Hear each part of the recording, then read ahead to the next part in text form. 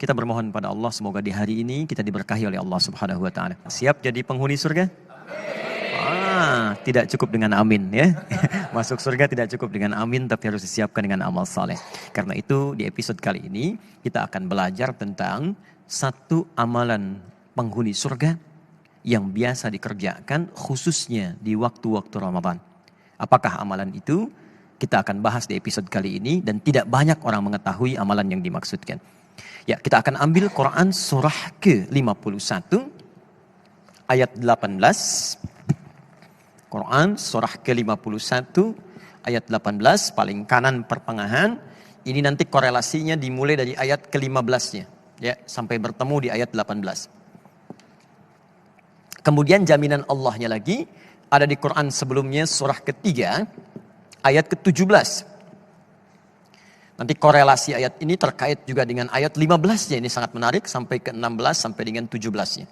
Ini amalannya dan jaminannya surga yang dijanjikan. Baik, mari kita lihat.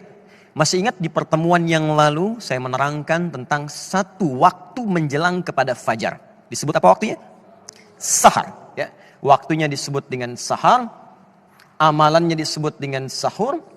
Jamak dari kata sahar adalah kata ashar. Waktu singkat menjelang fajar. Anda kerjakan amalan disebut dengan sahur. Saat Ramadan banyak diartikan sahur itu sekedar makan. Makan, tunggu fajar, tunaikan sholat, kadang-kadang selesai langsung istirahat. Padahal ada rumus dalam Al-Quran yang kalau rumusan ini dikerjakan kata Allah, maka itu penanda bahwa dia adalah, calon ahli surga yang sedang beraktivitas di bumi. Siapa mereka itu? Perhatikan Quran surah ke-51 ayat 18. Wabil ashari hum yastaghfirun. Ada orang-orang penghuni surga itu yang aktivitasnya saat di dunia di waktu sahar. Wabil ashari hum yastaghfirun. Mereka banyak beristighfar kepada Allah Subhanahu wa taala. Istighfar. Siapa mereka ini? Kembalikan ke ayat 15-nya. Innal muttaqina fi jannatin wa uyun. Ada orang-orang takwa yang akan masuk surga, surganya spesial. Jadi orang yang biasa istighfar di waktu sahar itu surganya spesial. Kata Allah, mereka akan tinggal di taman-taman surga. Akhidhina ma atahum rabbuhum. Keunggulan yang kedua, mereka akan langsung mendapatkan kenikmatan surga dari Allah tanpa perantara. Jadi bisa menatap Allah tanpa hijab. Ya, nanti di hari kiamat saat kembali kepada Allah. Nanti ayatnya di Quran surah 75, ayat ke-22 sampai dengan 23. Ya, wujuhun yawma idzin nadhirah. Ada orang yang wajahnya berbinar, gembira sekali. Bukan karena masuk surganya.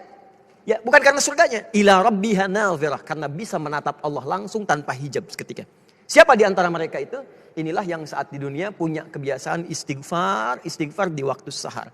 Nah, jadi saya ingin simpulkan bahwa dalam bahasan ini, yang pertama, teman-teman, kalau sudah masuk waktu sahur, jangan cuma makan.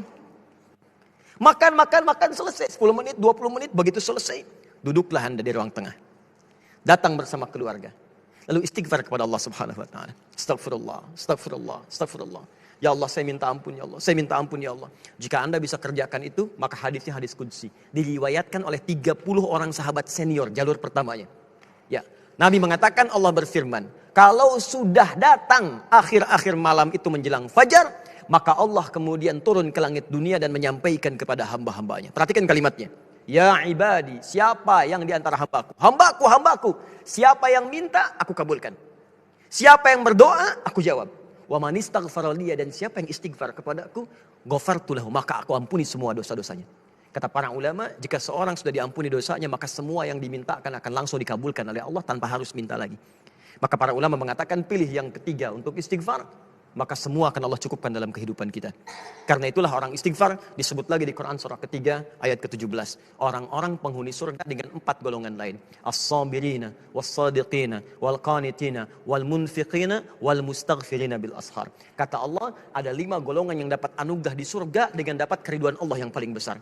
Orang-orang sabar, orang-orang yang khusyuk dalam salat, orang-orang yang rajin bersedekah, dan orang-orang di antaranya yang senang berinfak, serta orang-orang yang beristighfar di waktu fajar. Maka kalau tak mampu Anda sabar, rajinlah sedekah. Tak mampu bersedekah, maka rajinlah Anda khusyuk dalam salat. Tak mampu khusyuk dalam salat sepenuhnya, maka istighfarlah. Mudah-mudahan dengan itu Anda mendapatkan surga yang dijanjikan, insya Allah.